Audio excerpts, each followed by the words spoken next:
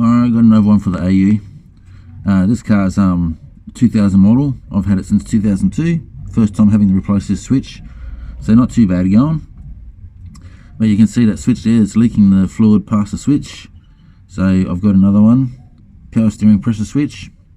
So I clearly can't get to it from the top here, so I'm going to jack the car up and see how easy I can get to it from the other side.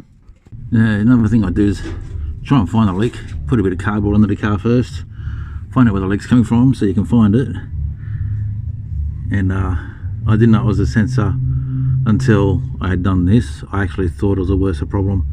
So getting onto this, and I've got this tool here that I've just trying to get in there with, and I find it easier to get underneath than it is from the top with this particular tool. So I'm about to try and give it a turn and see if I can get it off. Okay, so I got it out. Now this is one I bent. This is a 916 I bent a long time ago, but I didn't expect that I was going to have to use this one. But the fitting on it is 916 exactly. That's a perfect fit. 14mm won't go on, and the 15mm, this is the genuine part. The 15mm swims on it.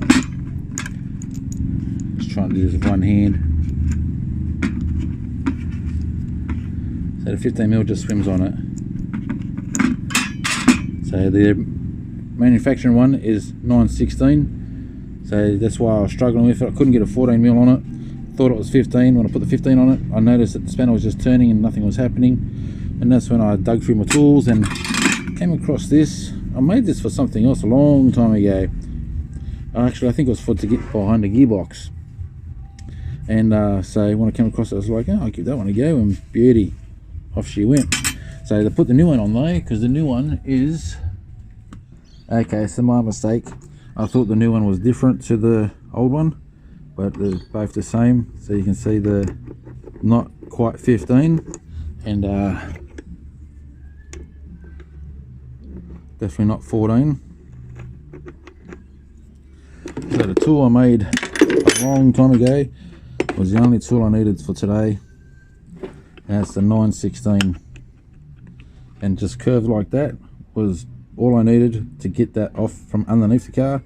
Give that a bit of a turn, go to the top, twist it out from the top up here, and then put the new one in, and then just give it a nip up with this, and she's done. So before I go connecting the battery, I'm going to give the area degrees. So you normally have a clip on here that you'd press on the back to release. Mine has been missing years ago, and so all I did was put a wire around it and tied it off like that, and it's been holding on, you know, just as good as what it should. So I haven't needed to go and find a pin to replace it with. It stays on there, so that's good enough.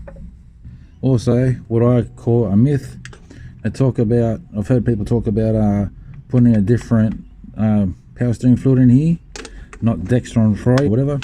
I only use Penrite, so Penrite power steering fluid is what I use, and that's, you know, the car's now 22 years old. I've had it for 20 years, and that's all I've ever used, so just stick with Penrite. Alright, well, that's done. Power steering is all sorted out, and it's so much quieter. I had no idea that noise, that the whining when you turn it, was like, made a funny noise when you turned. Wasn't all that loud, but it was noticeable. I changed the switch and that noise is gone. That's awesome.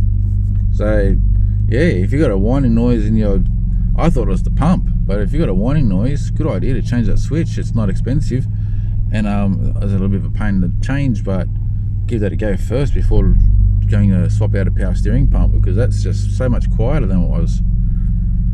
Okay, well, till next time guys, thanks for watching. Cheers.